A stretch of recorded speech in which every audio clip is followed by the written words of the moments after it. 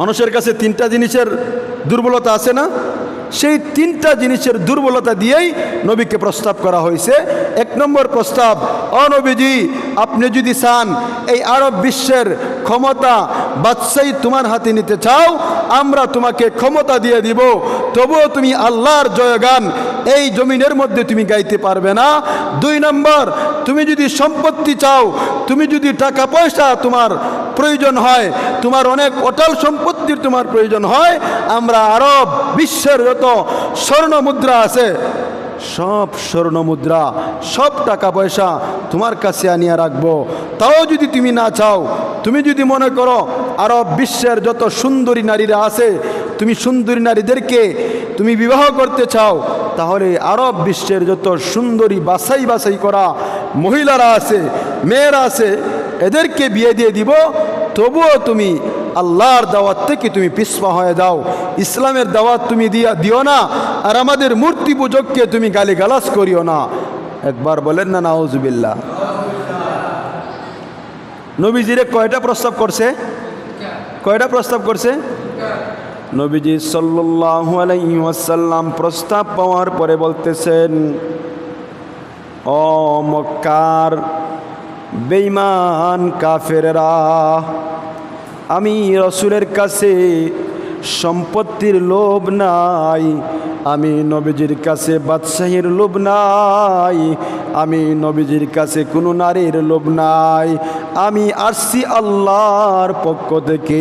আমাকে মহান আল্লাহ প্রেরণ করে দিয়েছেন এই দুনিয়ার মানুষকেদেরকে আমি সব কিছু বলাইয়া সত্য মহান রবের সন্ধান দেওয়ার জন্য, মানুষদেরকে সঠিক রাস্তা দেখানোর জন্য, মানুষদেরকে আল্লাহ চিনাইবার জন্য আমাকে আল্লাহ এই দুনিয়ার মধ্যে প্রেরণ করে দিয়েছেন।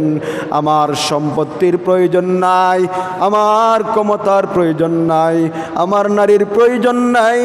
আমাকে আল্লাহ এই জমিনের মধ্যে যত জীবন বাঁচায় রাখবে, আমি মানুষদেরকে ইসলামের দাওয়াত দিব, কালেমার দাওয়াত দিব।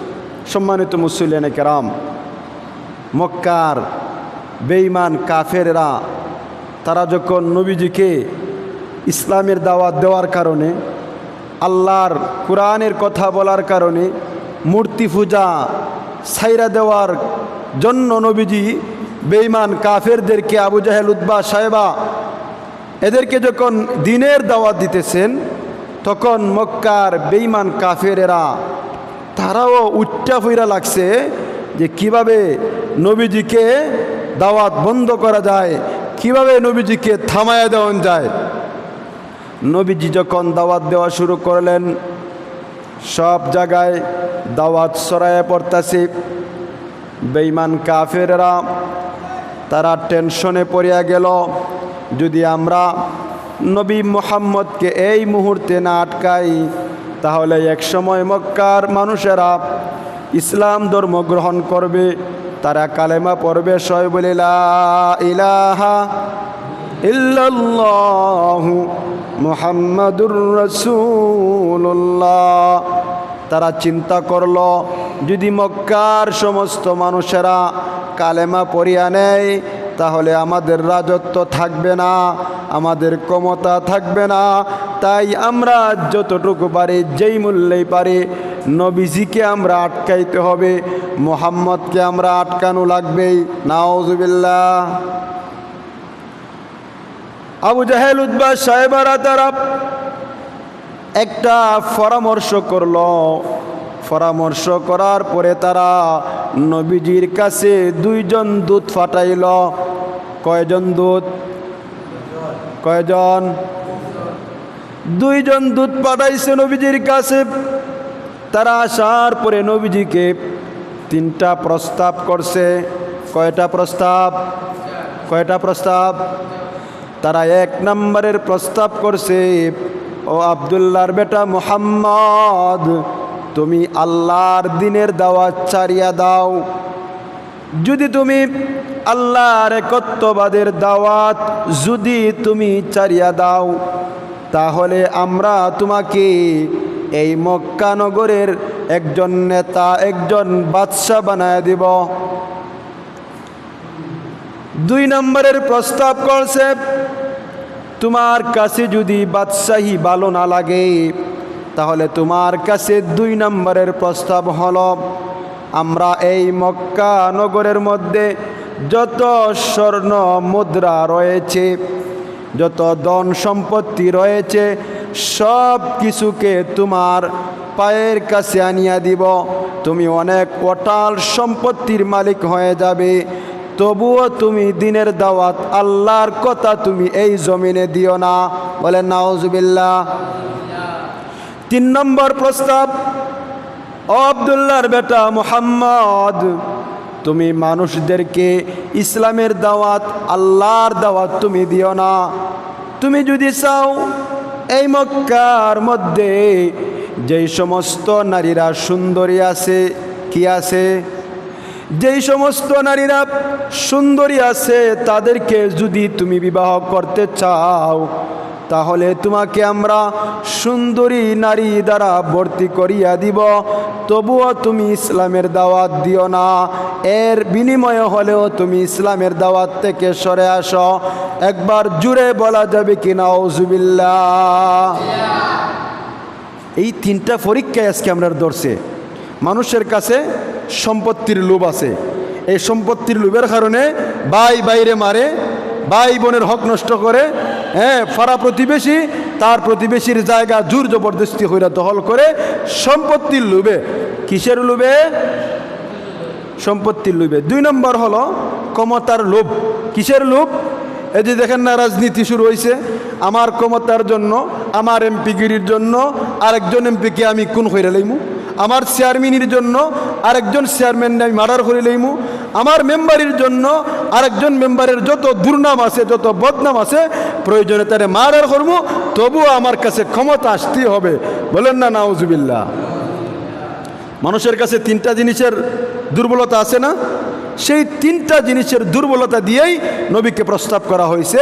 এক নম্বর প্রস্তাব, ও নবীজি, আপনি যদি চান এই আরব বিশ্বের ক্ষমতা বাদশাহী তোমার হাতে নিতে চাও, আমরা তোমাকে ক্ষমতা দিয়ে দিব, তবুও তুমি আল্লাহর জয়গান এই জমিনের মধ্যে তুমি গাইতে পারবে না। দুই নম্বর, তুমি যদি সম্পত্তি চাও, তুমি যদি টাকা পয়সা তোমার প্রয়োজন হয়, তোমার অনেক অটল সম্পত্তির তোমার প্রয়োজন হয়, আমরা আরব বিশ্বের যত স্বর্ণ মুদ্রা আছে, সব স্বর্ণ মুদ্রা, সব টাকা পয়সা তোমার কাছে আনিয়া রাখবো। তাও যদি তুমি না চাও, তুমি যদি মনে করো আরব বিশ্বের যত সুন্দরী নারীরা আছে, তুমি সুন্দরী নারীদেরকে তুমি বিবাহ করতে চাও, তাহলে আরব বিশ্বের যত সুন্দরী বাছাই বাছাই করা মহিলারা আছে, মেয়েরা আছে, এদেরকে বিয়ে দিয়ে দিব, তবুও তুমি আল্লাহর দাওয়াত থেকে তুমি পিছপা হয়ে যাও, ইসলামের দাওয়াত তুমি দিও না, আর আমাদের মূর্তি পূজককে তুমি গালিগালাজ করিও না। একবার বলেন না নাউজুবিল্লাহ। নবীজিরে কয়টা প্রস্তাব করছে? কয়টা প্রস্তাব করছে? নবীজি সাল্লাল্লাহু আলাইহি ওয়াসাল্লাম প্রস্তাব পাওয়ার পরে বলতেছেন, ও মক্কার বেঈমান কাফেররা, আমি রসুলের কাছে সম্পত্তির লোভ নাই, আমি নবীজির কাছে বাদশাহীর লোভ নাই, আমি নবীজির কাছে কোনো নারীর লোভ নাই, আমি আসছি আল্লাহর পক্ষ থেকে। আমাকে মহান আল্লাহ প্রেরণ করে দিয়েছেন এই দুনিয়ার মানুষকেদেরকে আমি সব কিছু বলাইয়া সত্য মহান রবের সন্ধান দেওয়ার জন্য, মানুষদেরকে সঠিক রাস্তা দেখানোর জন্য, মানুষদেরকে আল্লাহ চিনাইবার জন্য আমাকে আল্লাহ এই দুনিয়ার মধ্যে প্রেরণ করে দিয়েছেন। আমার সম্পত্তির প্রয়োজন নাই, আমার ক্ষমতার প্রয়োজন নাই, আমার নারীর প্রয়োজন নাই। আমাকে আল্লাহ এই জমিনের মধ্যে যত জীবন বাঁচায় রাখবে, আমি মানুষদেরকে ইসলামের দাওয়াত দিব, কালেমার দাওয়াত দিব। এই কালেমার দাওয়াত দিতে যাইয়া যদি আমি নবীর জীবনও চলে যাবে, তবু আমি কালেমার দাওয়াত লা ইলাহা ইল্লাল্লাহু মুহাম্মাদুর রাসূলুল্লাহর দাওয়াত ছাড়ব না। বলেন সুবহানাল্লাহ। আজকে আমরা সামান্য দুনিয়ার লোভ লালসায় পইরা আল্লাহর বিধানে যে আমরা কতভাবে অবহেলা করতেছি, এর সঠিক বিচার কিন্তু আল্লাহর কাছে একদিন, হিসাব বিচার আল্লাহর কাছে একদিন দিতেই হবে। সম্মানিত মুসল্লিয়ানে কেরাম,